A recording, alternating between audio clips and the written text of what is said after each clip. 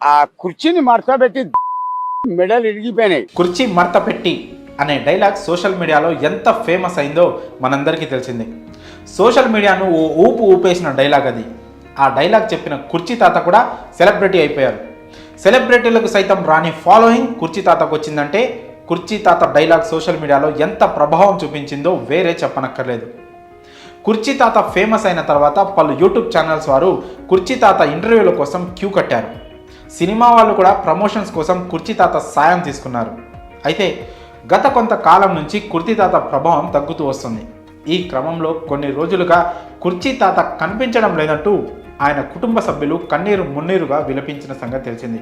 దాదాపు 7 రోజుల నుంచి కుర్చీ తాత ఆచూకీ లభించడం లేదని ఓ యూట్యూబ్ ఛానల్ ద్వారా కుర్చీ తాత భార్య, కూతురు వెల్లడించారు. అన్ని చోట్ల వెతికామని ఎక్కడా ఆయన కనిపించలేదని బాధపడ్డారు. ఆచూకీ తెలిసిన వారు తమకు సమాచారం అందించాలని వారు వేడుకున్నారు. కృష్ణకాంత్ పార్క్ వద్ద ఉండే కుర్చీ తాత కుర్చీ మడత పెట్టి అనే డైలాగ్తో సోషల్ మీడియాలో ట్రెండింగ్ సృష్టించారు.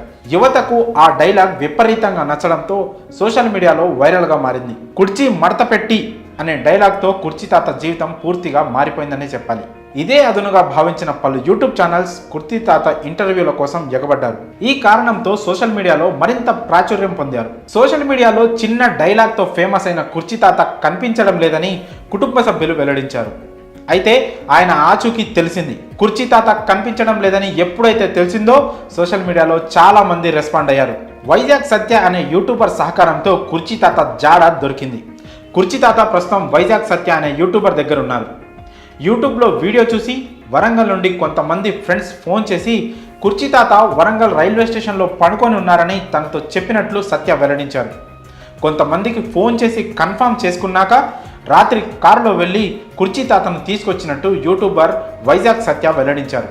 దీంతో కుర్చీ తాత ఫ్యాన్స్ ఊపిరి పీల్చుకున్నారు. ఇక తాను కనిపించలేదనే సరికి తన భార్య బాధపడిందని తెలిసి కుర్చీ తాత కన్నీటి పర్యంతమయ్యారు. తనది లవ్ మ్యారేజ్ అని, ఆమె అన్నను చంపినా కూడా తన భార్య తనను వదలలేదంటూ ఏడ్చేశారు. తన భార్య దేవత అంటూ చెప్పుకొచ్చారు. మరి కుర్చీ తాత ఆచూకీ లభించడంపై మీ అభిప్రాయాలను కామెంట్స్ రూపంలో తెలియజేయండి.